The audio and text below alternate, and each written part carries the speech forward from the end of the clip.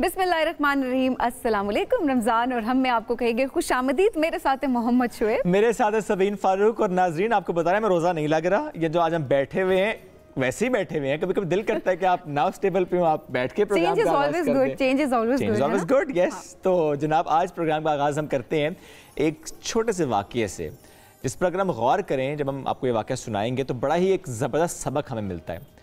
एक बुज़ुर्ग होते हैं और उनसे कुछ नौजवान ये सवाल करते हैं कि आप रमज़ान में खा पी रहे हैं, क्या आपका रोज़ा नहीं है? तो साहब कहते हैं कि क्यों नहीं, रोज़ा तो मैंने रखा हुआ है, बस मैं करता ये हूँ कि पानी पीता हूँ, खाना खाता हूँ। नौजवान इस पर हंस पड़ते हैं जी। नौजवान कहते हैं ये कैसे हो सकता है?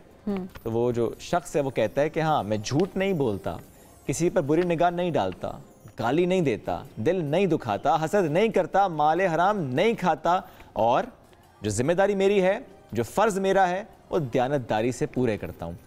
लेकिन एक बीमारी है मुझे, जिसकी वजह से मैं खाने पीने से, मुझे ज़ाहिर है कि मैं रोकूंगा तो तबीयत मेरी ख़राब हो जाएगी, मैं अपने स्टमक को रोज़ेदार नहीं रख सकता। फिर उस शख्स ने उन नौजवानों से सवाल किया। वो क्या सवाल था? क्या आपका रोज़ा है? क्या आपका रोज़ा है? उनमें से एक नौजवान ने सर झुकाया और फिर आहिस्तगी से जवाब दिया, हम सिर्फ खाना नहीं खाते। ज़रा सोचिए, रमज़ान और हम, जो हमारा इस ट्रांसमिशन का टाइटल भी है कि इस रमज़ान में हमें क्या करना है, सिर्फ भूखा प्यासा रहना तो रोज़ा नहीं है, वो तो फाका है। वो तो फाका है। अगर आप बाकी तमाम चीज़ों पे अमल नहीं कर रहे, आप सब्र से काम नहीं ले रहे, आप किसी के साथ शफकत नहीं कर रहे, आप हर वक्त गुस्सा कर रहे हैं और बाकी आप कोई नेकी का काम नहीं कर रहे, अल्लाह को याद नहीं रख रहे, हर वक्त आप बस भूखे हैं और आप सोए हुए हैं और आप बाकी सारे काम कर रहे हैं, तो फिर वो तो फाका हुआ। मेरे ख्याल में कबूल करने वाली ना करने वाली वो अल्लाह की ज़ात है, लेकिन जिस तरह से हम अपने दीन को देखते हैं तो इन तमाम चीज़ों पर अमल करना फ़र्ज़ है रोज़े की हालत में। क्योंकि वैसे भी रोज़े से मुताल्लिक़ अल्लाह कहता है कि खालिस मेरे लिए रखा गया, जितना अजर चाहूँ मैं दूंगा, ये मैं जानता हूँ। बढ़ते जनाब आगे, ये तो वाक़या आपको सुनाया, इससे बड़ी हमने कहा ना सीखने वाला एक बात है, सोचिएगा ज़रूर इस वाक़े को लेकर। अब आपके साथ एक और शख्स की कहानी शेयर करते हैं, ताल्लुक़ है कबीर वाला से सदीन। और ये देखिए कि फैज़ुल्ला उम्रा अदा करने के लिए पैदल सऊदी अरब पहुंचे हैं।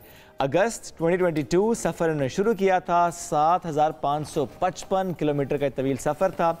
9 माह 14 दिन में इन्होंने सफ़र मुकम्मल किया।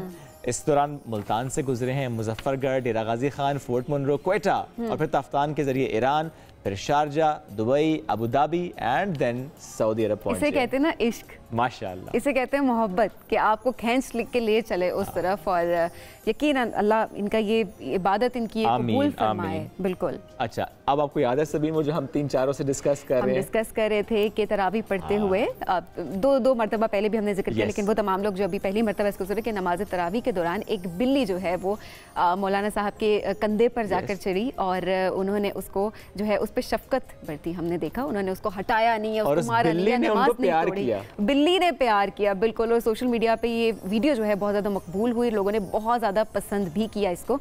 लेकिन साथ साथ हम देख रहे थे कि कुछ लोगों ने इसको क्रिटिसाइज भी किया, लेकिन फिर एक फतवा आया कि नहीं, वो नमाज जो है वो कबूल हो जाती है। इन तमाम जो हालात हमें बताए गए थे। एग्जैक्टली। अभी इस पर अपडेट ये जनाब के दुनिया भर से तारीफें समेटी और अब अल जज़ायर की हुकूमत ने भी उनके एजाज़ में इस्तकबालिया दिया है। वज़ीर बराए मजहबी उमूर डॉक्टर यूसुफ ने इमाम वलीद से मुलाकात की है और उनके इस तर्ज़ अमल को सराहा। कुछ तस्वीर आपको हम इस वक्त दिखा भी रहे हैं और बाकी पूरी कहानी तो हम आपको सुना चुके हैं। वलीद महसास साहब, इमाम मस्जिद, बड़ा खूबसूरत सा इनका ये अंदाज़ जो सबको भा गया। And not just Muslims, even हमने वेस्टर्न वर्ल्ड में भी ये देखा कि हेडलाइंस बनी और बहुत इनको इस अमल को सराहा गया है। बिल्कुल शुएब, अगली खबर हमारे पास बहुत खूबसूरत है। वो खूबसूरत जो है मंजर भी आपको दिखाते चलें, लेकिन उसके साथ साथ मक्का मुकरमा में आप खाना काबा में हैं, आप जो है इबादत कर रहे हैं और वहाँ पर तवाफ करते करते बारिश होना शुरू हो जाए। क्या खूबसूरत मंजर है ये जो इस वक्त हम आपको आप यकीन करें, जो वहाँ पर जाता है वो ये ख्वाहिश ज़रूर करता है कि उसके वहाँ होते हुए एक मंजर ये ज़रूर देखे कि बारान रहमत बरसे। और जब बारान रहमत बरसे तो कितना ही अच्छा हो कि वो खाना काबा के उस जानिब हो कि वो जो पानी खाना काबा की छत से गिर रहा है वो उसमें भीग जाए। तो बारिश में भीगने की ये वीडियो आपको इस वक्त हम दिखा रहे हैं और लोग इबादत में जारी रहे हैं। और जो दिलकश मंजर है इसमें लब्बैक का विर्द करते हुए खुशकिस्मत जो वहाँ पर लोग हैं उनकी वीडियो इस वक्त सोशल मीडिया पर हम देख रहे हैं कि वायरल है। एग्जैक्टली। और वो जो परनाला होता है ना खाना काबा के ऊपर एक दीवार पे, उस परनाले से जो पानी गिरता है, क्या बरकत वाला वो पानी होता है। लोगों की बड़ी ख्वाहिश होती है कि उसमें उसके नीचे वो खड़े हों, भीग जाएं। और वहीं पर दुआ मांगे, वैसे वो एरिया वो है जिससे खाना काबा का अंदरूनी हिस्सा तस्वुर किया जाता है। यानी हम देखते हैं खाना काबा की एक तरफ दीवार सी है जिससे खाना काबा का बिल्कुल हिस्सा तस्वुर किया जाता है कि उसके अंदर नमाज़ पढ़ना बिल्कुल ऐसा है जैसे आप काबा के अंदर नमाज़ पढ़ रहे हो। बरकत महीने में हम दुआ कर सकते हैं, अल्लाह सबको बुलाए और ये एक्सपीरियंस सबको करना नसीब हो। बिल्कुल कि आप हतीम में जाएं, हतीम में नमाज अदा करें और फिर नाले से पानी आपके ऊपर गिर रहा हो। चलें जी, बढ़ते हैं एक ब्रेक की जानिब, वापस आएंगे, ट्रांसमिशन को कंटिन्यू करेंगे। वेलकम बैक जी रमज़ान, और हम आपको कहेंगे खुश आमदीद। और अब ज़रा सियासी माहौल की बात करते हैं, करनी बड़ी अहम है चूँकि लोग भी सियासतदानों की तरफ देख रहे हैं, इस निज़ाम की तरफ देख रहे हैं कि मौजूदा मसाइल का जो हल है वो आखिर किस वक्त होगा और किस तरह होगा, कौन करेगा। कल भी जब शाहिद हक़ान अब्बासी साहब साथ मौजूद थे, उन्होंने भी कहा कि सियासतदानों पर ही इंहिसार करना चाहिए और इसी निज़ाम को हमें मजबूत करना है, तभी हालात बेहतर होंगे। तो ऐसे में जब हम हुकूमत की बात करते हैं तो PMLN के रहनुमा तारिक फजल चौधरी साहब आज साथ मौजूद हैं। इस ट्रांसमिशन में वेलकम करते हैं। अस्सलाम वालेकुम सर, कैसे हैं? जी वालेकुम सलाम, बहुत शुक्रिया जी, आज आपने प्रोग्राम में दावत दी। शुक्रिया। रमज़ान कैसा गुजर रहा है? अल्हम्दुलिल्लाह जी, रमज़ान बहुत अच्छा गुजर रहा है और अल्लाह ताला के फजल से इस वक्त गो के अप्रैल का महीना शुरू हो चुका है, जिसमें नॉर्मली पाकिस्तान में काफ़ी मौसम गर्म हो जाता है, लेकिन उसके बावजूद बहुत खुशगवार मौसम है। मौसम तो गर्म ही है सर। सियासत पहले जो 13-14 रोज़े गुजरे हैं उसमें तो बारिश भी रही है हल्की फुल्की, अल्हम्दुलिल्लाह बड़ा प्यारा रहा है। अल्लाह ताला का खास करम है, इस रमज़ान का हमेशा ही होता है, बेशक इस दफ़ा भी बहुत अल्लाह का करम है। सर मौसम ठंडा है, सियासी मौसम क्यों नहीं ठंडा होता? जितना मौसम जो है रमज़ान मुबारक के हवाले से मैंने कहा कि खुशगवार है, सियासी हवाले से मौसम जो है वो उतना ही तपिश का शिकार है, इसमें कोई शक नहीं है। नॉर्मली जिस तेज़ी से मामलात आगे बढ़ते रहे हैं माजी में, माजी करीब में कुछ ऐसे मामलात हुए हैं जिसकी वजह से आप ये कह सकते हैं कि सियासत के मैदान में बहुत ज़्यादा गर्मा गर्मी है, काफ़ी ज़्यादा चीज़ें आगे बढ़ी हैं और मैं उम्मीद करता हूँ कि इंशाअल्लाह जितनी भी मामलात इस वक्त चल रहे हैं, जो लोग समझ रहे हैं कि खासी इसमें कन्फ्यूजन है या खासा इसके अंदर कोई तनाव है, अल्लाह ताला खैर करेंगे, बेहतरी इंशाल्लाह होगी और अल्टीमेट रिजल्ट जो होगा इंशाल्लाह मुल्क के लिए बेहतर होगा। उम्मीद है आपको कि बेहतर होगा? मुझे पूरा ये यकीन है, उम्मीद नहीं बल्कि यकीन से मैं ये बात कह सकता हूँ। इससे पहले भी खासे चैलेंजेस रहे हैं पाकिस्तान के अंदर, पॉलिटिकल टर्मोइल इससे पहले भी रहा है, लेकिन मैं समझता हूँ कि सियासी जमातों के अंदर अब इतनी पुख्तगी या तो आ गई है या आ जानी चाहिए कि जहाँ पे मुल्क के मसाइल या मुल्क की तकलीफ़ का मसला हो, उसमें जोश से नहीं बल्कि होश से काम लेने की ज़रूरत है और इन मामलात को किसी बंद गली में लेके जाने की बजाय किसी एक डूएबल सोल्यूशन, वर्केबल एनवायरनमेंट, उसकी ज़रूरत है और उम्मीद है कि बेहतर होगा। ज़बरदस्त, इंशाल्लाह उम्मीद हम भी यही करते हैं कि बेहतर हो, मज़ीद अच्छाई की तरफ जाए। ज़रा आज के हवाले से बात करते हैं। इस वक्त इजलास भी हो रहा है, कॉन्स्टिट्यूशन कन्वेंशन इस वक्त जारी है। तो सर हमने अभी देखा कि जरदारी साहब के साथ हम भी फॉलो कर रहे थे, हमारे सामने टीवी लगा हुआ होता है जरदारी साहब के साथ जो है वो बैठे हुए थे, जनाब काजी फाइज़ साहब बैठे हुए थे। तो बाकियों को नहीं बुलाया क्या, स्पेशली चीफ जस्टिस साहब को नहीं बुलाया?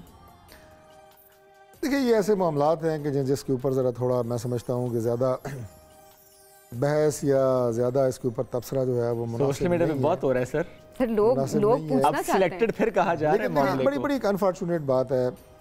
अब सुप्रीम कोर्ट जो है वो पाकिस्तान का आप ये कहें कि अदलिया के हवाले से एक सुप्रीम इदारा है और अभी आपने देखा कि जिस तरह एक फ़ैसला हुआ पंजाब और KP के इलेक्शंस के हवाले से और उसके बाद सुप्रीम कोर्ट के ही जजेस की तरफ से उस फैसले के ऊपर जो रिमार्क्स आए, जो डिटेल जजमेंट्स आई, वो ना आती तो बहुत बेहतर होता है, मैं यही कह सकता हूँ। क्योंकि पाकिस्तान की आवाम उस इदारे को इंसाफ के हवाले से अपने सेवियर के तौर पे देखते हैं। इदारों की फ़ैसलों के ऊपर तनकीद या फ़ैसलों को ना मानना ये कोई जुर्म नहीं है।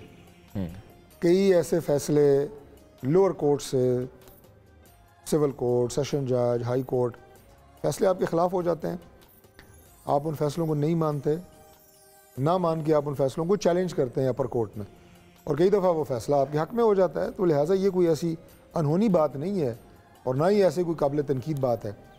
लेकिन ये फ़ैसला जो 3 रुकनी बेंच ने किया, ये 7 रुकनी बेंच था, इसमें 4 रुकनी बेंच की राय बिल्कुल खुल के एक तरफ है, 3 रुकनी बेंच ने फ़ैसला दिया वो उसके मुतज़ाद था और उसके बाद जो ऑनरेबल जजेस थे जो उस 4 रुकनी बेंच का हिस्सा थे, उनके जो राय आई है वो ना आती तो बेहतर होता है। मैं राय में और फैसले में बड़ा फ़र्क होता है सर। नहीं, राय नहीं, उन्होंने अपनी डिटेल जजमेंट्स दी हैं। अगर आप देखें कि उन्होंने सिर्फ एक राय होती है जब केस ज़ेरे समाअत होता है तो सुप्रीम कोर्ट में दौरान समाअत जजेस अपनी राय देते रहते हैं।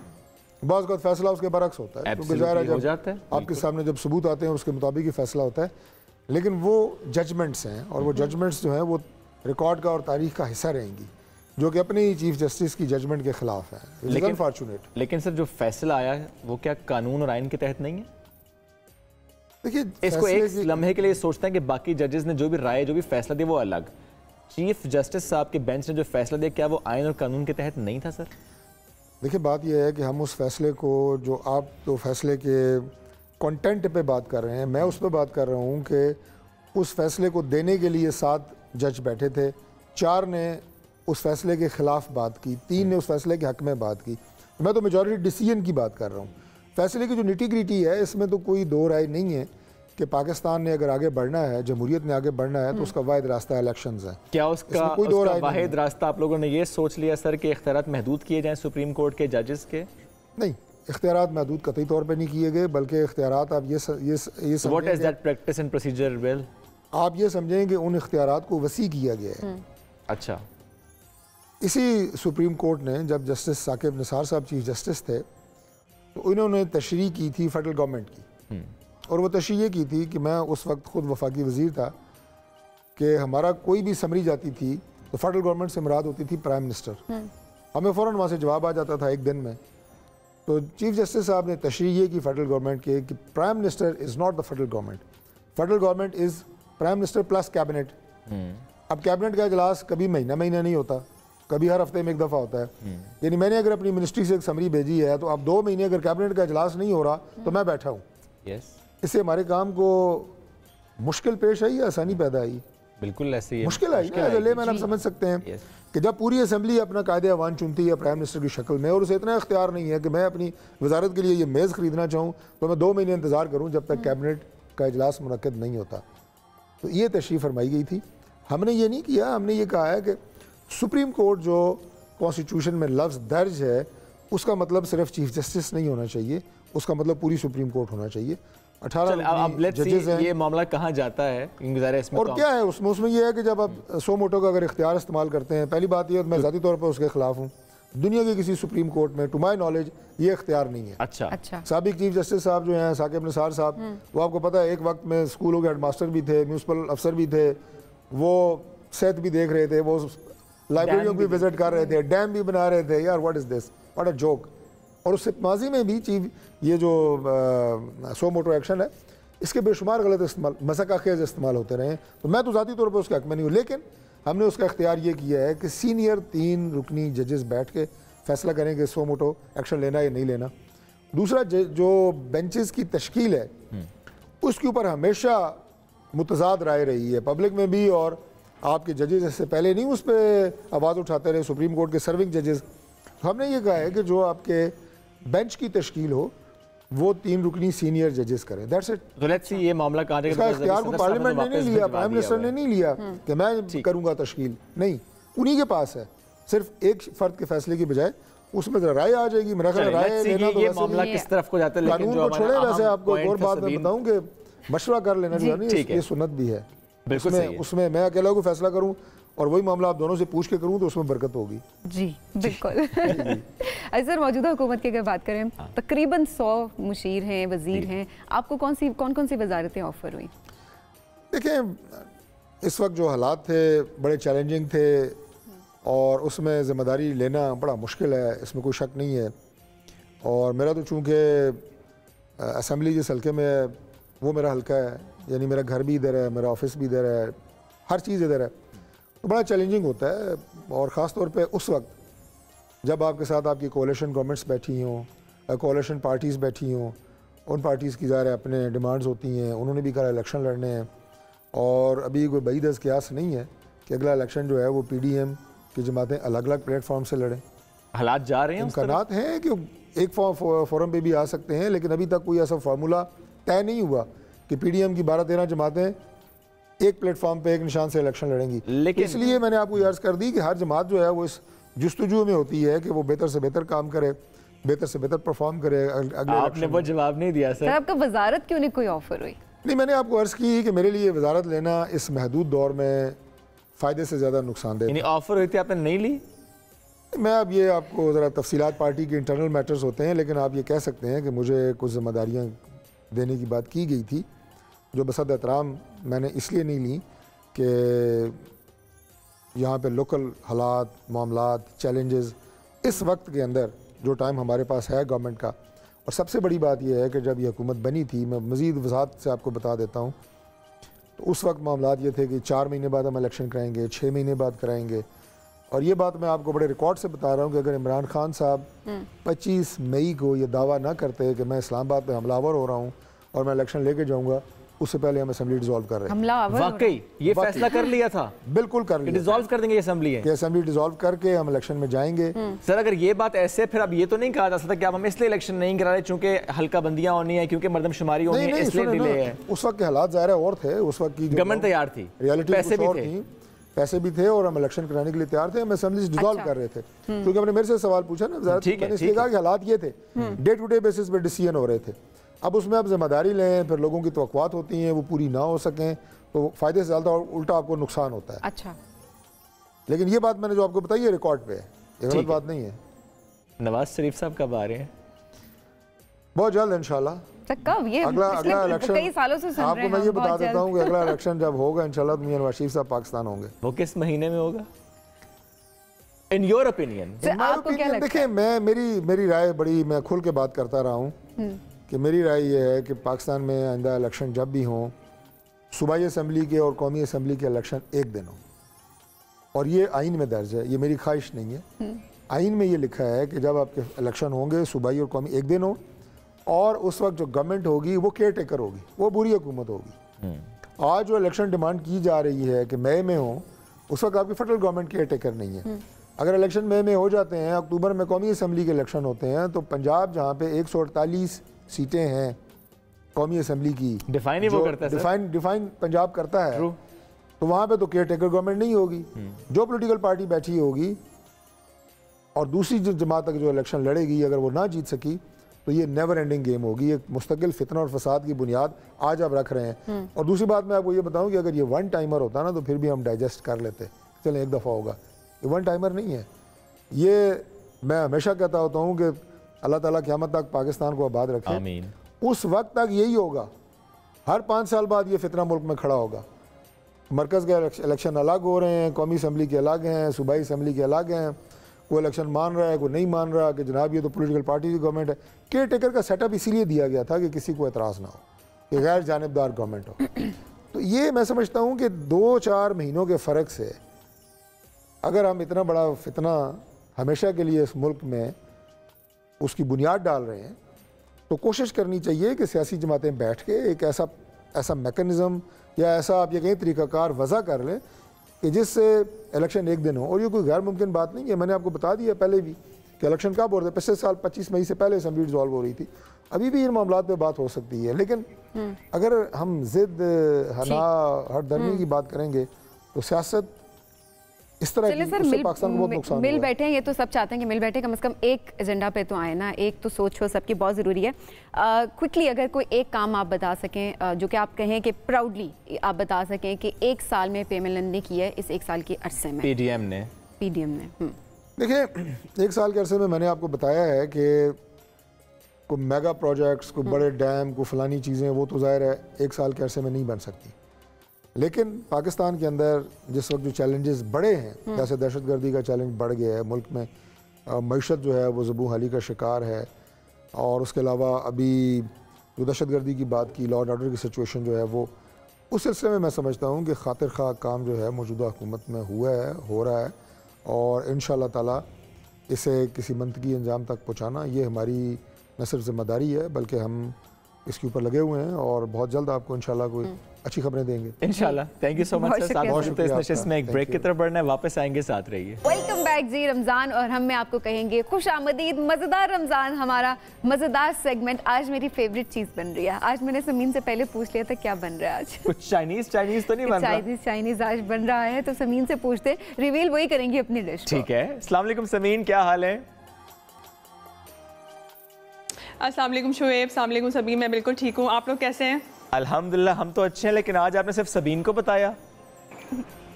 अब मेरी उनसे दोस्ती होगी ज़्यादा। आपने मुझसे पूछा ही नहीं। अरे चले कोई बात नहीं, अब बताएं ज़रा, जो सबीन को बताया वो नाजरीन को भी बताएं और मुझे भी बताएं। अच्छा जी, देखें, वेरिएशन ऑफ फूड तो हमें चाहिए ही होता है रमज़ान में ही नहीं, खाली नॉर्मल डेज़ में भी चाहिए होता है। और चाइनीज़ कुजीन एक ऐसा कुजीन है जो पाकिस्तान में अब बहुत ज़्यादा पॉपुलर हो चुका है, और बहुत सारे डिफरेंट ऐसे रेस्टोरेंट्स हैं जो चाइनीज़ और थाई को मिक्स करके खाना तैयार कर रहे हैं और बड़ा अच्छा तैयार कर रहे हैं। क्योंकि चाइनीज़ कुजीन अगर आप खाली ऑथेंटिक खाएँगे तो it is very very spicy, मतलब वो इतना मिर्चों वाला होता है कि वो हम लोग उसको नहीं इतना खा सकते हैं।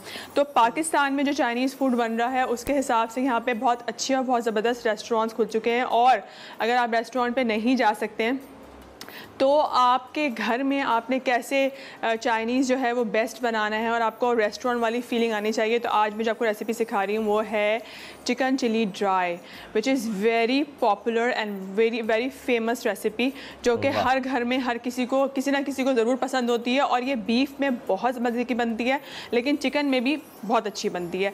तो आपके पास जो चीज़ भी अवेलेबल है आप वो इस्तेमाल करें। सिर्फ आपने मेक श्योर ये करना है कि अगर आप बीफ यूज़ करेंगे तो आप अंडर कट यूज़ करेंगे ताकि वो गलने में आपको तंग ना करें। अच्छा, अब आपने करना ये है, मेरे पास है ये chicken boneless, about 200 to 250 gram chicken है। चिकन हम इसमें इस्तेमाल करते हैं स्ट्रिप्स वाली, और इसमें हम इस्तेमाल करते हैं ब्रेस्ट पार्ट का एक थोड़ा सा मसला ये कह सकती हूँ मैं कि अगर आप उसको कुक करते हैं तो थोड़ा सा ड्राई हो जाता है। ठीक है, उस ड्राइनेस को ख़त्म करने के लिए हमेशा जब मैं अपनी रेसिपी में बोनलेस चिकन इस्तेमाल करती हूँ, ख़ास तौर पर चाइनीज़ में, तो उसकी एक टिप ये है कि about 1 or 2 tablespoon of cornflour, और इसके साथ में सॉल्ट एंड पेपर डालूँगी। ठीक है, यहाँ पे हल्का सा आ गया पेपर, क्योंकि पेपर हमारी जाएगा रेसिपी के अंदर भी, और सॉल्ट। इसको आप डालिए और इसको डालकर आपने अच्छे से हाथ से मिक्स कर लेना है, और तकरीबन हार्डली 2 से 3 मिनट 5 मिनट के लिए आप छोड़ दें।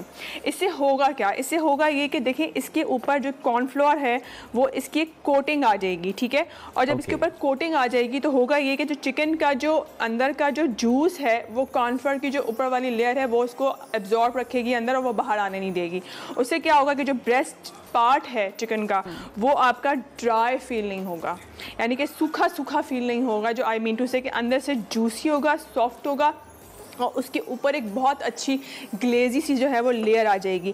तो आप जब भी बोनलेस चिकन इस्तेमाल कर रहे हो, बोनलेस बीफ इस्तेमाल कर रहे हो, use cornflour as a marination, ताकि आपका जो एक ऊपर की जो लेयर है वो बहुत अच्छी जूसी सी आ जाए, और अंदर से जो आपका बीफ है या चिकन है वो सूखा ना हो। ठीक है, अच्छा, इसको मैं एज इट इज़ इस तरह मिक्स करके यहाँ मैं साइड पर रखूँगी, और उसके बाद मैं अपनी ग्रेवी का काम शुरू करूँगी, विच is very simple and very easy. मैं पहले हाथ धो लूँ। चले, ज़बरदस्त जी। और जो आगाज़ में सभी उन्होंने कहा ना कि चिकन चिली ड्राई आप बीफ में बना सकते हैं, बस लाइक हैं chicken chilli dry and beef नहीं, मतलब जो चिली ड्राई है वो आप चिकन चिली ड्राई भी बना सकते हैं, बनता है ना। बिल्कुल ऐसे छेड़ रहे हैं आपको हम थोड़ा सा। बीफ चिली ड्राई ज़्यादा मज़े का होता है। आपने फ्रेश चिली ड्राई खाया है? ज़्यादा मज़े का होता है, और मेरे भाई को जो है ना वो बीफ चिली ड्राई ही ज़्यादा पसंद है, और इनफैक्ट मुझे भी जो बीफ का फ्लेवर आता है वो बहुत मज़े का आता है, बिकॉज बीफ हर वक्त बोनलेस घर में अवेलेबल नहीं होता। अच्छा, देखें यहाँ पे तकरीबन मैं डालूंगी 2 टेबलस्पून के करीब ऑयल, थोड़ा सा डला हुआ है, थोड़ा सा मैं और डालूंगी। इसके बाद जो इसका बहुत मेन इंग्रेडिएंट है वो है गार्लिक चॉप्ड यूज़ करना है आपको। अबाउट 1 टीस्पून भर कर आपने 200 ग्राम ऑफ चिकन में 1 टीस्पून भर के, यानी कि हीप जो मैंने आपको बताया था वो आपने इसके अंदर डालना है। आपने इसको हल्का सा करना है फ्राई। अच्छा, मैं बहुत सिंपल इंग्रेडिएंट और बहुत सिंपल रेसिपी के साथ जो है ना इसको बना रही हूँ। ठीक है, आपने भी बिल्कुल इस तरह से ही इसको फॉलो करना है जिस तरह से मैं कर रही हूँ। इसके अंदर मैं जो चिलीज़ इस्तेमाल कर रही हूँ, क्योंकि चिली ड्राई है, जो चिलीज़ इस्तेमाल कर रही हूँ ये पतली वाली चिलीज़ हैं। एक जो है हमारे पास थोड़ी सी हल्की जो मोटे रंग की चिलीज़ होती हैं वो हैं, और उसके अलावा जो है शिमला मिर्च। मोटा रंग क्या होता है समीन? लेकिन मीठी देखें चिलीज़ की बहुत सारी फॉर्म्स होती हैं, ठीक है। तो चिलीज़ के में जो एक हल्के रंग की जो चिली, जो हम उस दिन बात कर रहे थे कि हल्के रंग की जो चिली होती है उसके अंदर फ्लेवर बड़ा अच्छा आता है। याद है उस दिन हम बात कर रहे थे जब मैं मिर्चें भर के बना रही थी, तो जो हल्के रंग की चिली होती है वो अच्छा। यहाँ पे गार्लिक थोड़ा सा हमारा कुक हो गया है, सो मैंने इस पॉइंट पर डालना है ये जो चिकन हमने करा हुआ था वो, और इसको मैंने अच्छे से, अच्छा गार्लिक जो है ब्राउन हो गया है, अच्छी बात है, लेकिन कच्चा नहीं होना चाहिए, ठीक है। आपका गार्लिक ब्राउन हो जाए it's good, well and good, पर कच्चा होगा तो डेफिनेटली जो उसकी जो खुशबू है वो आएगी। अ table spoon of soya sauce, उसके साथ में डालूंगी तकरीबन 1 से 1.5 टेबल स्पून ऑयस्टर सॉस, और जैसे ये डलेगा ना इसकी शक्ल भी बदल जाएगी, बड़ी अमेजिंग सी इसकी शक्ल आना शुरू हो जाएगी, ब्लैक टूवर्ड्स हो जाएगा, जो अक्सर हमें चाइनीज़ कुजीन में नज़र आता है रेस्टोरेंट में कि कुछ ब्लैक सा है। अच्छा, एक जो ब्लैक कलर के लिए यूज़ करते हैं वो करते हैं डार्क सोया सॉस, जो कि फ़ौरन आपका कलर जो है वो चेंज कर लेता है। इसी पॉइंट के अंदर मैं डालूँगी शिमला मिर्च, थोड़ी सी शिमला, बहुत अच्छी मुझे अभी से जो है ना वो खुशबू आना शुरू हो गई है। ये वाली हरी मिर्च जो मैंने बारीक और काटी हुई है, ये खुशबू आपको आ रही है, हमें तो शुड़ की आवाज़ ही आ रही है। इसमें आप थाई चिली भी इस्तेमाल कर सकते हैं, वो भी बहुत अच्छा फ्लेवर देती है, ठीक है, थाई चिली, लेकिन वो हर वक्त हमारे घरों में अवेलेबल नहीं होती, तो मैं वो आपको बताऊंगी इंग्रेडिएंट जो घर में अवेलेबल होंगे।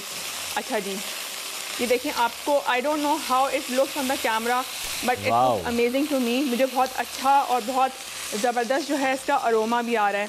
अच्छा, उसके बाद ये जो स्प्रिंग अनियन का ऊपर वाला पार्ट होता है मैंने वो यूज़ किया है, आप चाहें तो नॉर्मल अनियन भी इस्तेमाल कर सकते हैं, there is no hard and fast rule.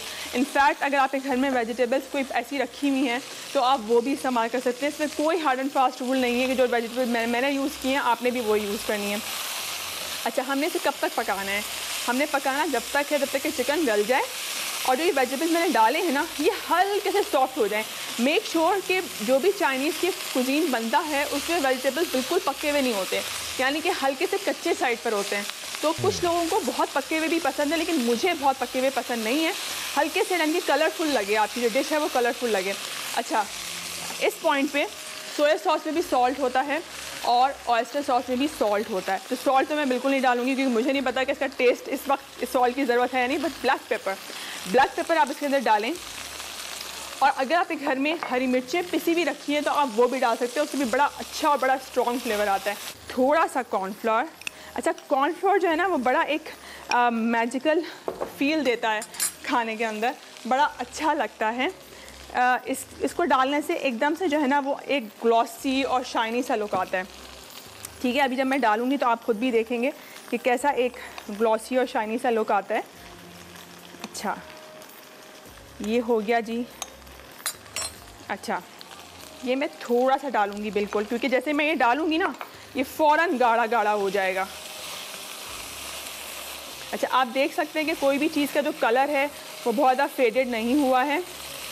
अच्छा, और इसकी आंच तेज़ करके अगर आपने इसको हल्का सा ग्रेवी वाला करना है तो थोड़ा सा पानी ऐड कर दें, बिल्कुल थोड़ा सा, कि हल्का सा सॉसी हो ताकि खाने में आपको मज़ा आए। अच्छा, यहाँ पे ये बिल्कुल तैयार है और इसका एक जो ख़ास इंग्रेडिएंट है जो बहुत इम्पॉर्टेंट इंग्रेडिएंट है चाइनीज़ फूड के अंदर, वो है यहाँ पर ये मेरे पास रखा हुआ है चिली ऑयल।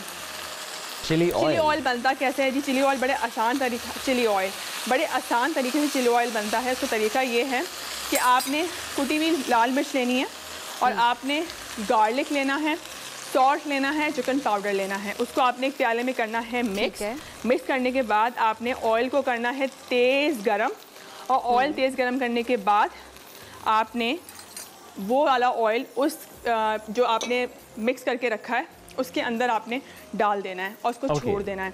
इसको करने के बाद आप तकरीबन इसको अबाउट मंथ और सो इसको आप फ्रीज़र में रख सकते हैं, ये आपको ऑयल ख़राब नहीं होगा और ये बहुत अच्छा और बहुत अमेजिंग जो है ना वो फ्लेवर देता है।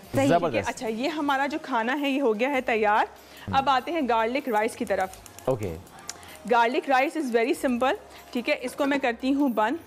ठीक हो गया। ठीक है चावल बॉयल हुए रखे हैं। आपने चावल बॉयल हुए रखे हुए हैं। चावल को हमने बॉयल कर लिया था विथ सॉल्ट, और उसके बाद मैंने ऑयल लिया। ऑयल के अंदर मैंने हल्का सा तकरीबन टीस्पून के करीब मैंने डाला गार्लिक, कि मेरे पास 1 कप ऑफ राइस थे, ठीक है। अच्छा, गार्लिक राइस में ऑब्वियसली आपने गार्लिक ज़्यादा इस्तेमाल करना है, ठीक है। सो मैंने अबाउट 1 टीस्पून ऑफ गार्लिक डाला। उसके बाद मैंने उसको हल्का सा फ्राई किया। आपने इतना फ्राई करना है कि अच्छी सी जो है वो आपकी खुशबू जो है वो आनी शुरू हो जाए। उसके बाद मैंने चावल डाले यहाँ पे, और चावल डालने के बाद मैंने उसको हल्का सा दम पे रखा, ताकि जो भी अगर थोड़ी बहुत कच्ची बहुत फीलिंग है चावलों की तो वो जो है हमारी हो जाए ख़त्म। और उसके बाद अब मैं ये करने लगी हूँ, बिस्मिल्लाह, यहाँ पे मैं करने लगी हूँ इसको सर्व। सो ये आ गए हमारे गार्लिक राइस यहाँ पर, और ये जो हमारी ग्रेवी है ये बिल्कुल रेडी है, और मुझे तो माशाल्लाह से बड़ी ही ज़बरदस्त लग रही है। आई होप के खाने में भी बहुत ज़बरदस्त हो। अच्छा, ये हम इसको, अच्छा, जब हमने कुलिनरी का कोर्स किया था और ये हमने सीखी थी प्लेटिंग, तो उसके अंदर स्पेशली वहाँ पे ये चीज़ सिखाई जाती है कि जब पर सर्विंग आप प्लेटिंग करते हैं तो आपका 30 to 40% जो आपकी प्लेट है वो खाली होनी चाहिए। यानी कि आपकी जो प्लेट है वो पूरी भरी हुई होनी नहीं चाहिए, ठीक है। तो जब आप भी घर में अगर पर प्लेटिंग पे काम कर रहे हैं तो आपकी जो प्लेटिंग है, प्लेट है, पूरी भरी हुई नहीं होनी चाहिए, ठीक है। अच्छा, इसके बाद 40% प्लेट खाली की बात कर रहे हैं हम, तो जब तक प्लेट पहाड़ ना बना ले मज़ा ही नहीं आता। अब घर में तो हम कर सकते हैं, बट क्योंकि जाहिर सी बात है, जो मेरा काम तो सिखाना है और सही चीज़ जो है वो बताना है, तो मैं ज़रूर बताऊंगी कि आपको प्लेटिंग जो है वो किस तरह करनी है। सेसमी सीड है which looks very beautiful in Chinese presentation, Chinese food presentation. आप ये घर पे रखें और ये बड़े प्यारे लगते हैं जब ये डिश के ऊपर आते हैं, तो बड़ा खूबसूरत सा इसका एक लुक आता है। अच्छा, यहाँ पर बहुत सारे लोग जो हैं इस रेसिपी के अंदर अदरक का इस्तेमाल भी करते हैं, पर पर्सनली मुझे बहुत ज़्यादा इस रेसिपी में अदरक पसंद नहीं है, और चाइनीज़ फूड में भी मैं थोड़ा कम यूज़ करती हूँ अदरक का। राइस के बारे में थोड़ा सा बताना चाहूँगी। जो चाइनीज़ राइस होते हैं नॉर्मली जो रेस्टोरेंट में मिलते हैं वो स्टिकी राइस होते हैं, और स्टिकी राइस इसलिए होते हैं क्योंकि आपको एक अच्छा सा बाइट बनाना होता है ग्रेवी के साथ। तो घर में हमारे पास नॉर्मली हमारी प्रैक्टिस में ये होता है कि जी राइस जो हैं वो खिले खिले होने चाहिए, और क्योंकि हम पाकिस्तानी जो फूड है उसमें राइस जो है वो बड़े खिले खिले अच्छे लगते हैं, तो इसलिए वहाँ पे जो राइस यूज़ होते हैं वो जैस्मीन मोटे राइस होते हैं और हल्के से चिपके चिपके राइस होते हैं। तो थोड़ा बहुत डिफरेंस जो आपको रेस्टोरेंट में और आपको जो घर में लगता है वो ये लगता है कि वहाँ पे राइस थोड़े से डिफरेंट क्वालिटी के इस्तेमाल होते हैं, जिसको हम कहते हैं कि जी वो चावल जो है वो हो गए, पिचक गए, वहाँ पे वो चावल अच्छे माने जाते हैं। अच्छा, आज हम बना रहे हैं, अगर हमने ये किया तो सास ने ये कह देना है कि आपको तो आता ही नहीं बनाना, तो इसलिए घर की खवातीन को ज़रा ठीक ही करना पड़ता है, खिले खिले चावल बनाने पड़ते हैं। सास का मुकाबला भी तो करना है इस मामले में। जी बिल्कुल। अच्छा, आज हम बना रहे हैं बड़े मज़े की drink, Rooh Afza with orange soda. अच्छा, ऑरेंज सोडा जो है वो कैसे आएगा, मैंने बड़ा सिंपल सा किया है कि मैंने यहाँ पे पानी ऐड किया है, चीनी ऐड की है, बर्फ़ ऐड की है और थोड़ा सा मिंट ऐड किया है, और हमारी मैजिकल ड्रिंक आएगी रूह अफ़ज़ा, जो कि हर घर में जो है वो अफ्तारी के वक्त ज़रूर मौजूद होती है। तो तकरीबन 1.5 टेबलस्पून डालूंगी मैं इसके अंदर रूह अफ़ज़ा, और इसको बड़ा अच्छा एक फ्लेवर देने के लिए जो सोडा वाटर मैं इस्तेमाल कर रही हूँ, मैं आज यूज़ कर रही हूँ ऑरेंज सोडा वाटर, जो कि हर मार्केट में हर जगह पे अवेलेबल होता है। ऑरेंज और रूह अफ़ज़ा का बड़ा अच्छा कॉम्बिनेशन है, पर अगर आप सोडा के साथ यूज़ करेंगे तो और अच्छा आएगा। अब यहाँ पे मैं ये ऐड कर रही हूँ और इसको अब हम चलाएँगे और वही आवाज़ आएगी फिर गुड़ गुड़ गुड़ वाली।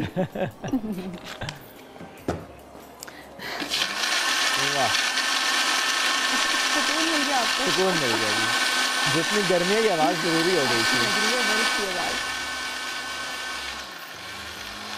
चलें जी, ये हो गया है डन, और ड्रिंक भी हो गई है हमारी बिल्कुल ready. I don't know why, लेकिन जब भी हम ड्रिंक बनाते हैं घर में कहीं पे भी, या फिर कोई आपके घर में पार्टी है, कोई अफ्तार की दावत है, तो अगर आप उसके अंदर थोड़ी सी वेरिएशंस कर देते हैं तो ज़रा अच्छा लगता है, ऐसा लगता है जैसे बहुत वेल प्रिपेयर्ड होके आपने काम किया है।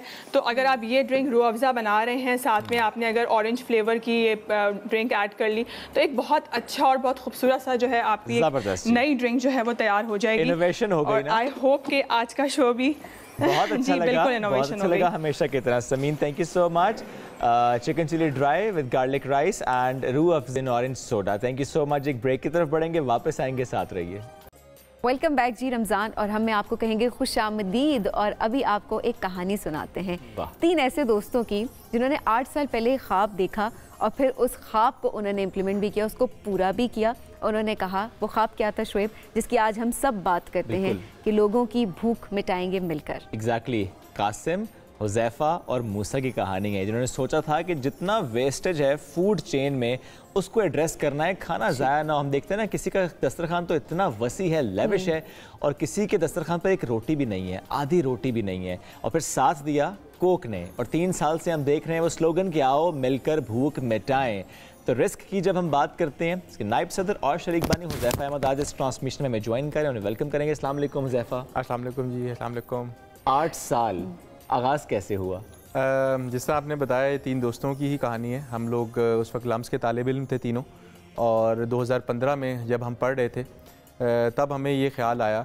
हम तीनों का ज़रा इस तरह रुझान था कि मेरी वालदा क्योंकि एक दस्तरखान लगा रही थी पिछले कई सालों से, हम बड़े क्लोज थे। हम देखते थे कि बहुत लोग अभी भी खाना खाने के लिए रह जाते हैं, दस्तरखानों के ऊपर रश लगा रहता है और खाना दूसरी तरफ बहुत ज़ाया होता है। तो हम तीनों ने बड़ा छोटा सा एक इनिशिएटिव आइडिया लिया कि हम वॉलंटरीली जहाँ जहाँ से भी खाना ज़ाया होगा हम तीनों उसको वॉलंटरीली पिक करेंगे। हमने फेसबुक का पेज बनाया और एक वॉलंटियर मूवमेंट का लम्स के अंदर आगाज़ किया कि वॉलंटियर्स भी इसमें ज्वाइन करें। और हम 3 ने तो ये इनिशिएटिव लिया कि आप हमें कॉल करें, हम लोग अपनी गाड़ियों पर आएंगे, खाना पिक करेंगे। तो ये एक छोटी सी मूवमेंट का आगाज़ हुआ, और हमें भी अंदाज़ा नहीं था उस वक्त कि हम लोग इसको इतना सीरियसली इस वक्त परसू करेंगे, और हमें इतना इसका अंदाज़ा हुआ कितना ग्रेव और सीरियस मसला है।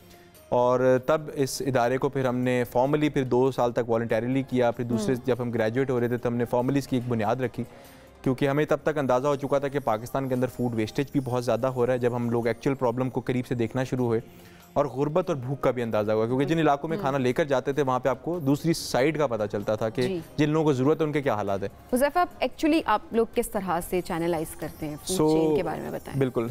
हम लोग पाकिस्तान का वाहिद इदारा है जो कि सिस्टमेटिकली फूड वेस्टेज के ऊपर काम करते हैं। और जिस तरह मैं आपको बता रहा था कि फूड वेस्टेज इज़ ऐसी चीज़ है जो कि फार्म टू फोक डिफरेंट जगहों पर होती है। अमूमन लोग समझते हैं सिर्फ शादी ब्याह से खाना उठा लिया जाए रेस्टोरेंट से।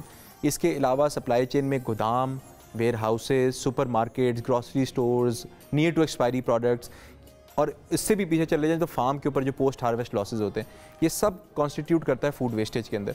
और अल्हम्दुलिल्लाह हम लोग किसी ना किसी तरीके से किसी ना किसी पार्टनर के थ्रू इन हर पॉइंट पे सप्लाई चेन के काम करते हैं। इवन दैट फार्म बिल्कुल पोस्ट हार्वेस्टिंग पे भी ज़ाया हो रहे हैं। बिल्कुल बिल्कुल, हम उसके ऊपर भी अवेयरनेस से लेकर इम्प्लीमेंटेशन तक काम करते हैं। और जो 3 साल से कैंपेन स्टार्ट हुई है रिस्क और कोका कोला की, आओ मिलकर भूख मिटाएं, तो 3 सालों में क्या किया? बिल्कुल।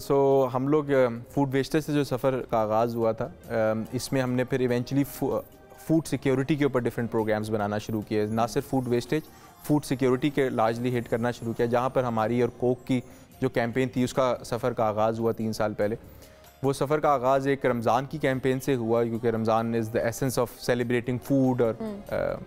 और फिर हमने कोक के साथ भी यही डिसाइड किया कि कुछ हमें इम्पैक्टफुल करना है पाकिस्तान के अंदर, कुछ इसको सिस्टमेटिकली ऐसी चीज़ के ऊपर काम करें जो कि लॉन्ग टर्म हो, जो कि एक इंफ्रास्ट्रक्चर के एक सिस्टम की बुनियाद रखे। तो फिर दूसरे साल हमने एक सप्लाई चेन के और पीछे गए, हमने एक मेगा किचन है लाहौर के अंदर, उस फैसिलिटी का क़याम आया इस पार्टनरशिप के वजूद से। वो फैसिलिटी ऐसी है जो कि 20-30 हज़ार लोगों का खाना पर डे बनाने की फैसिलिटी रखती है। उसके थ्रू हम डिफरेंट अपने जो सस्ते खाने के और लंगर के प्रोग्राम्स हैं उनको चलाते हैं। इसके साथ साथ इस साल फिर हमने उस पार्टनरशिप को मज़ीद बढ़ाया और हम सप्लाई चेन का एक कदम और पीछे गए, और हमने कहा कि हम अपने उन फार्मर्स का जो ख़ास तौर पर हमारी सप्लाई चेन की बैकबोन है, जो कि हमारी मईशत चलाते हैं, हमारी फूड इकॉनमी चलाते हैं, वो जो तंग दस्ती का शिकार हैं, और ख़ास तौर पर फ्लड्स आने के बाद और इस इकनॉमिक सिचुएशन के बाद हम एक ऐसा प्रोग्राम डिवाइस करेंगे, रिस्क चला रहा था जिसका नाम है ग्रो रिस्क, जिसमें हम फोकस करते हैं कि छोटा किसान को किस तरह फैसिलिटेट किया जा सकता है अनाज उगाने में, उसको फैसिलिटेशन, गाइड्स, उसको अच्छी क्वालिटी के सीड्स प्रोवाइड करना है, everything related to a small farmer की जो नीड है। तो ये प्रोग्राम उस पर फोकस है। और ये एक ऐसा प्रोग्राम है जो कि आने वाले वक्तों तक ग्रो भी करेगा और एक बहुत स्ट्रॉन्ग बेसिस साबित होगा हमारे मज़ीद मुख्तलिफ प्रोग्राम्स के लिए। अच्छा, अभी की अगर बात की जाए तो कोक के साथ मिलकर आपने कितने मील्स डोनेट किए हैं? देखें, अगर 3 सालों की अगर बात करें तो लगभग मिलियंस में ये मील्स होंगे। अच्छा। बासानी, क्योंकि डिफरेंट कैंपेन्स के थ्रू डिफरेंट इलाकों में पाकिस्तान की कैंपेन्स चली हैं और मिलियंस ऑफ मील्स हमने इनके थ्रू नो डाउट डिस्ट्रीब्यूट किए हैं। इसमें कोक की कंट्रीब्यूशन कैसे होती है? कोक की जिस तरह कैंपेन है बड़ी एक्सप्लेनेटरी है कि उनका ये कहना है कि आप एक कोक लीजिए और हम एक मील डोनेट करेंगे। अच्छा। और कोक एक सर्टन प्रोपोर्शन जो है अपने मील्स का उस हमें डोनेट करता है, जिसके अगेंस्ट हम अपने प्रोग्राम्स के थ्रू लोगों को खाना खिलाते हैं। ओके। और इस साल उनका ये फोकस है कि हम एक तो खाना भी खिलाएंगे, साथ साथ उसको उगाने में भी फैसिलिटेट करेंगे उसी पैसे के थ्रू, ताकि इवेंचुअली वो भी आपके खाने में ट्रांसलेट होंगे, मील्स जो उगेंगे वो लोग खाएंगे, वो सप्लाई चेन के अंदर ऐड होंगे। अच्छा ज़ैफ़ा, जहाँ पर आपने अवेयरनेस की बात की, किस तरह से आप अवेयरनेस स्प्रेड करते हैं, लोगों को किस तरह से बताते हैं कि क्योंकि फूड पॉवर्टी अगर देखा जाए तो आजकल के हवाले से भी देखा जाए तो लोग बहुत ख्याल रखना तो शुरू हो गए, लेकिन अभी तक हम देख रहे होते हैं कि फूड वेस्ट होता है, चाहे वो रेस्टोरेंट्स के एंड पे हो या चाहे हम खुद रेस्टोरेंट में जाते हैं खाना खाते हैं और हम उतना ऑर्डर नहीं करते और हम शायद उस पूरे खाने को जूठा करके छोड़ देते हैं। बिल्कुल। अवेयरनेस कैंपेन किस तरह से आप रन कर रहे हैं? हमारा अवेयरनेस कैंपेन्स का बहुत ज़्यादा फोकस होता है ख़ास तौर पे यूथ, बच्चे, क्योंकि हम लोग टारगेट करना चाहते हैं ऐसी ऑडियंस जो कि एक तो ज़्यादा इस मैसेज को जो फैला भी सके। और हम लोग बड़े इंटरेस्टिंग तरीके से हमारे जो स्कूल्स एंड यूनिवर्सिटी चैप्टर्स हैं वो बहुत साल के अंदर डिफरेंट कैंपेन्स को डिज़ाइन करते हैं जो कि उनको बताती हैं कि खाना कहाँ कहाँ एक्चुअली ज़ाया होता है और किस तरीके से उसको प्रिवेंट किया जा सकता है। सो खाना ज़ाया प्रिवेंट करने के सिर्फ एक तरीका नहीं कि उनको बताया जाए। मैं आपको जैसे एक मिसाल देता हूँ, हमने जब हम तालिब इल्म थे तब हमने एक कैंपेन अपने यूनिवर्सिटी के अंदर शुरू की कि हमने अपनी यूनिवर्सिटी के अंदर एक कैंपस साइज़ में जो हमारा मेस है वहाँ पे एक स्मॉल मीडियम के अलावा एक और मील साइज़ शुरू करवाया, क्वार्टर मील साइज शुरू करवाया। ओके। उसको हमने कहा यूनिवर्सिटीज़ अक्रॉस में ये होना चाहिए कि अगर आप मीडियम और लार्ज ऑर्डर करते हैं तो वो खाना बचता है। कई लोग ऐसे होते हैं इससे भी कम खाना चाहते हैं। उससे बहुत बड़ा फ़र्क पड़ा कैफेटेरिया के अंदर जो फूड वेस्टेज होता था। कैफेटेरिया इंतजामिया ने कहा हमें काफ़ी फ़र्क महसूस हुआ, जो हमारी प्लेट्स में खाना बच जाता था, एक प्राइस भी कम हो गई और लोगों को एक एवेन्यू मिल गया, वो कम खा सकते हैं, कम प्यारी बात है कि खाना ज़ाया नहीं हो। दूसरा एक और साइज़ बड़ा इंटरेस्टिंगली जो ग्लोबल स्टडीज़ भी कहती हैं कि जब आप अपने रेस्टोरेंट्स और कहीं पे भी अपनी प्लेट साइज़ को, जो प्लेट साइज़ उसको छोटा कर देते हैं तो ऑटोमेटिकली लोग कम डालते हैं और फिर पोर्शंस में डालते हैं जिससे खाना कम ज़ाया होता है। तो हम इस तरह की चीज़ों के ऊपर रेस्टोरेंट्स को भी ट्रेन करते हैं और एक और चीज़ है, हम अपने पार्टनर रेस्टोरेंट्स के अंदर अवेयरनेस कैंपेन चलाते हैं। मुनाल, आप लोग सब जानते हैं, मुनाल वाकिफ़ है हमारा एक one of the partner restaurants. आप मुनाल जाएँ, मुनाल ने हमारे साथ, हम लोग we were the very first few partner जब मुनाल हमारे साथ ऑन बोर्ड आया। और आज वेरी प्राउडली जब आप मुनाल में जाएँ तो मुनाल के अंदर हर टेबल के ऊपर लिखा हुआ है कि ज़िम्मेदार शहरी खाना ज़ाया नहीं करते, और वो जो लोग खाना ज़ाया नहीं करते उनको डिस्काउंट्स भी देते हैं। So this is the change has come a very long way. Aahista Aahista लोगों को माशरे में अवेयरनेस बढ़ रही है, लोग समझ रहे हैं। देखा कि मॉल्स में भी अब लगने शुरू हो गए, स्लोगन्स लोगों ने लगाने शुरू कर दिए, कुछ बैनर्स लगना शुरू हो गए थे कि वहाँ पे कि खाना जो है वो आप वेस्ट ना करें, कि वहाँ पर भी हमने वेस्ट होते ज़रूर देखा। ज़ैफ़ा, आप बहुत अच्छा काम कर रहे हैं अपने दोस्तों के साथ मिलके भी, और डेफिनेटली कोक के साथ की आपकी जो पार्टनरशिप है उसको हम साथ साथ प्रोग्राम में शामिल भी करते रहते हैं। मज़ीद आगे जाएं और इसी तरह से गुर्बत का खात्मा करें, लोगों की भूख मिटाते रहें। बहुत शुक्रिया जी। तो ये जो है ना कि आओ मिलकर भूख मिटाएं, इसमें हम सब ने साथ देना है अपनी बुनियादी जिम्मेदारी समझते हुए। ब्रेक लेंगे, वापस आएंगे, साथ रहिए।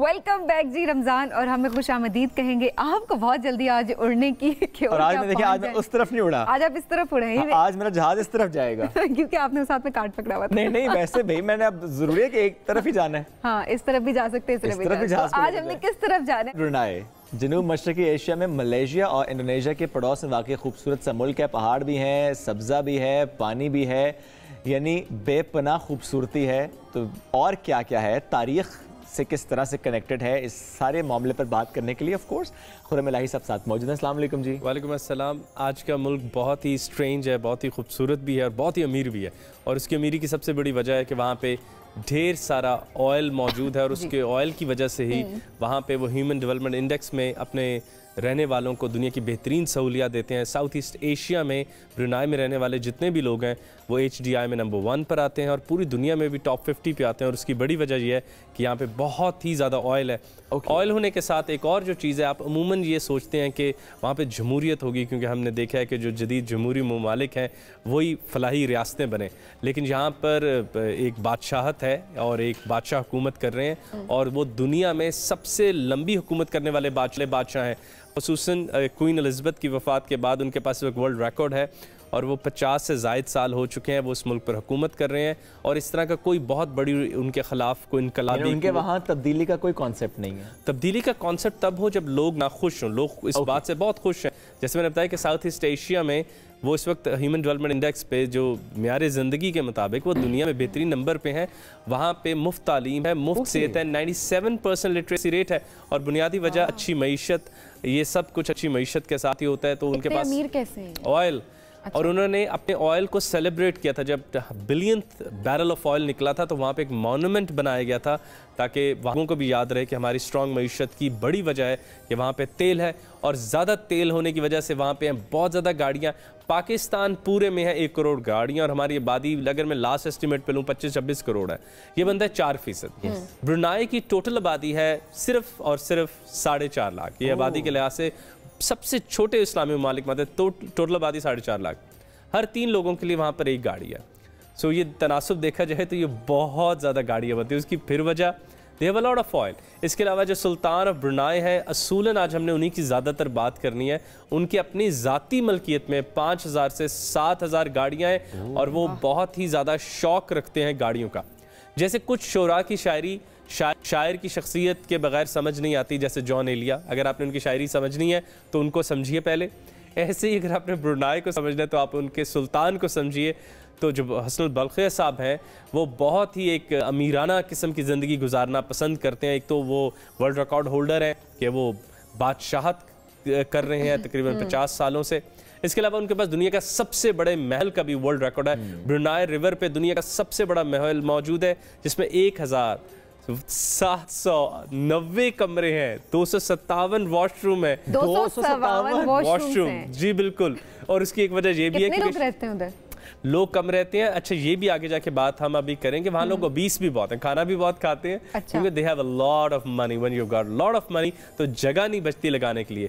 तो उनके तो उन्हें पेट ही मिला जगह लगाने के लिए? नहीं, मैं बता तो रहा हूँ, गाड़ियाँ भी हैं और भी बहुत कुछ है। अभी आप हैरान होंगे आगे। अच्छा, अब मतलब कि हमारे वो सही कंज्यूमरिस्ट या हेडनिस्टिक कल्चर पे यकीन और एतमाद रखते हैं तो यहाँ के जो सुल्तान है वो उनके रोल मॉडल बन सकते हैं। उनके वहाँ पे 5 स्विमिंग पूल्स हैं, 1000 से ज़्यादा गाड़ियों की पार्किंग स्पेस है और वो यहीं नहीं रुके। उनकी जो हैरान कुन ज़िंदगी है इसका सबसे बड़ा मौजज़ा देखा गया था जब उनके बर्थडे बैश हुआ था। दुनिया की सबसे महंगी बर्थडे पार्टी भी इस कायनात, जदीद कायनात में जो देखी गई वो इन्हीं की थी, जिसमें माइकल जैक्सन को 17 मिलियन डॉलर दिए गए कि आप आएँ और परफॉर्म कीजिए, गुनगुनाइए, नाचे, क्योंकि सुल्तान का बर्थडे है। और वो यहीं नहीं रुके थे, उन्होंने एक पोलो मैच खेला प्रिंस चार्ल्स के साथ। उन्होंने एक नया स्टेडियम बनवाया था सिर्फ इस बर्थडे को स्पेशल करने के लिए, जिसमें 60,000 लोग बैठे। एक खूबसूरत सा जोराना और इशाइयत दी गई 3000 लोगों के लिए और जाने से पहले लोगों को सोने के मेडल्स भी दिए गए। अच्छा। और यहीं पर उनकी ज़िंदगी नहीं रखती। ब्रुनाई में उनकी इस अमीरी या उनके इस मुनिम रवैये के अलावा बहुत कम चीज़ें ही शायद हों बताने के लिए।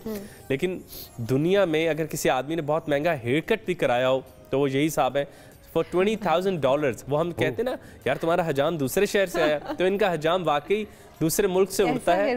वो आता है। हेयर कट बहुत ऑर्डिनरी था लेकिन बस जब आपका दिल हो तो आप उनको दूसरे मुल्क से बुलाते हैं, वो हेयर कट करते हैं और वो वापस चले जाते हैं। इसके अलावा दुनिया की उन्होंने अपने इस पैलेस में एक पेंटिंग लगवाई, पीरे अगस्त की पेंटिंग है, young girls at the piano, बहुत खूबसूरत दुनिया की पेंटिंग है। और उसकी एक बहुत ही उन्होंने छोटा सा मुआवजा पे किया, $70 मिलियन। ओके। और वो उस पेंटिंग का है जो उन्होंने वहाँ पे लगाया। लेकिन इसके जदीद रूप के अलावा ब्रुनाई के पास एक क्लासिक चीज़ बहुत खूबसूरत है जो 1000 सालों से उनकी तहजीब में मौजूद है। वो एक पूरा गांव है जो पानी के ऊपर मौजूद है। फिर ये दुनिया का सबसे बड़ा स्टिल्टेड सिटी है, इसे मशरिक का वीनस भी कहते हैं और 1000 सालों से मौजूद है। तो जो लोग स्टिल्ट समझते हैं कि आप ज़मीन पर तो चल सकते हैं लेकिन पानी पर तो नहीं चल सकते, तो आप पानी के ऊपर पाथवेज या आप फुटपाथ्स बना देते हैं बैम्बू से, लोहे से। लेकिन ये कुछ छोटा मोटा नहीं है। यहाँ 42 विलेजेस का मिलके बनता है और इसको कहते भी पानी का विलेज है। और यहाँ पे 30,000 लोग उस पानी के ऊपर रहते हैं। वहाँ स्कूल है, कॉलेज है, पोस्ट ऑफिस है, जिंदगी है वहाँ पर, पूरी ज़िंदगी है वहाँ। और जो स्टिल पाथवेज हैं वो 30 किलोमीटर लंबे हैं और ये एक बहुत बड़ी टूरिस्ट डेस्टिनेशन है और ये ब्रुनाई के कैपिटल के अंदर ही मौजूद है। तो अगर हम अगर आगे बढ़ें तो एक हैरान कुन चीज़ जो तारीख़ के हवाले से ब्रुनाई के साथ जुड़ी हुई है, जो जानना बहुत ज़रूरी है वो है ब्रुनाई और पर्ल हार्बर का वाक़या। हमारे जो बच्चे तारीख़ पढ़ते हैं वो पर्ल हार्बर को जानते हैं, जब जापानीज़ कामाकाजीज़ ने अपने 7 जहाज़ लेके सरप्राइज़ किया था अमेरिकन को और उनके तमाम बहरी बेड़े को सुबह के वक्त उड़ा के रख दिया, जब उनको यकीन ही नहीं था। तो जापान ने जो दूसरा हमला किया था वो ब्रुनाई के ऊपर किया था। That was because of oil? That was because of oil, क्योंकि वर्ल्ड वॉर 2 ही चीज़ों पर लड़ी जाती है, एक बहादुरी और एक तेल के ऊपर। तो जो सबसे ज़्यादा तेल पास पड़ रहा था जापान को वो ब्रुनाई का पड़ रहा था, तो उन्होंने ब्रुनाई के ऊपर हमला किया और ब्रुनाई के को भी आज़ादी लेते लेते काफ़ी साल गुजरे। तो वर्ल्ड वॉर 2 में ब्रुनाई की कोई अलहदा वो वैसे कोई शनाख्त तो नहीं थी, लेकिन वर्ल्ड वॉर 2 में ब्रुनाई का बहुत बड़ा हिस्सा है, क्योंकि इस पर्ल हार्बर के बाद अमेरिका को भी वर्ल्ड वॉर में उतरना पड़ा और ब्रुनाई के तेल को भी किसी हद तक वर्ल्ड वॉर में बहना पड़ा। तो इसके अलावा अगर हम उनके लोगों की तरफ देखें तो लिटरेसी रेट बहुत ज़्यादा 97% है, सेहत के हालात बहुत अच्छे हैं, फ्री सेहत, इसलिए लोग वहाँ मोटे होते हैं। उनके सेहत के शोबे में पाकिस्तान का भी कोई कंट्रीब्यूशन है? हर्ड के यहाँ के भी डॉक्टर्स बहुत ज़्यादा जाते हैं। अच्छा, अपार्ट फ्रॉम दैट आपको पता इल्म ही होगा, पूरे पाकिस्तान के डॉक्टर्स और पाकिस्तान के मिडिल लेवल मैनेजर्स, हम बहुत तो कहते हैं ना Indian CEOs, middle level managers, दुनिया के बेहतरीन मैनेजर्स जो होते हैं उसमें सबसे ज़्यादा कंट्रीब्यूशन पाकिस्तानी मैनेजर्स का, ऑपरेशंस जो देख रहे होते हैं। और उनके स्पोर्ट्स के मैदान में भी पाकिस्तान का बड़ा साथ रहा। उनका हम यकीनन we have been supporting them a lot in this long journey, क्योंकि जो जिस कौम में बहुत ज़्यादा तेल निकला है ना, फिर आप जानते हैं जैसे हमने UAE को इस्टेब्लिश किया, सऊदी को इस्टेब्लिश किया, ब्रुनाई को इस्टेब्लिश किया, लेकिन फिर वो थोड़ा आगे चले जाते हैं और हम शायद पीछे रह जाते हैं। तो दिस वाज मोर और less from our side today for the Brunei. और कल देखते हैं हम आपको किसी ऐसे मुल्क की तरफ लेके चलेंगे जिसकी ज़रा आबादी अब ज़्यादा हो, क्योंकि हमने इससे पहले एक मुल्क किया जिसकी आबादी कम थी और इसकी आबादी भी बहुत कम है, लेकिन अब हम किसी ऐसे मुल्क की तरफ जाएंगे जिसकी ज़रा आबादी बहुत ज़्यादा है। बहुत अमीर मुल्कों की भी बात करें, थोड़ा सा मिडिल क्लास या गरीब मुल्कों की भी बात करेंगे। नहीं, हमने बात की, हमने आयर की बात की, हमने और मुल्कों की बात की, और लेकिन आज तो हमारे जो सामीन और नाजरीन है वो बिल्कुल पता है क्या कर रहे हैं? इस वक्त नाजरीन एक हिसाब लगा रहे हैं कि जो आपने कहा ना कि उनके बादशाह के 5000 गाड़ियां, इसका मतलब एक गाड़ी का नंबर ना 15 साल बाद आता होगा। बिल्कुल। अच्छा, आप वो छोड़िए, आज ही आपको पता है कि दुबई में फिर सबसे महंगी नंबर प्लेट बिकी। दुबई 7 दुनिया की सबसे बड़ी नंबर प्लेट का रैंक आ गया उसके पास। तो when you have lot to spend, तो फिर जगह नहीं लाइक दिस, समझ नहीं आती आपको लगाएं कहां पे। हाँ, तो फिर आप महंगी महंगी पेंटिंग्स खरीदते हैं, आप फ्री हेल्थ केयर दे रहे होते हैं। तो हम तो इस वक्त वही वाली जो शोएब ने पिछले दिनों बात की थी, हमारे यहाँ तो रोटी बंदा खा रही है, तो इस वक्त हम एक रोटी खरीदने के लिए 2 रोटियों की मुशक्कत कर चुके हैं। लेकिन उम्मीद रखते हैं, अच्छे की उम्मीद रखते हैं। हम ना उम्मीद कभी नहीं होते। Khurram, thank you so much हमारे साथ मौजूद थे। और आज की ट्रांसमिशन यहीं तक, कल दोबारा मुलाकात करेंगे। बहुत सा ख्याल रखिए, दुआ में याद रखिए। अल्लाह हाफिज।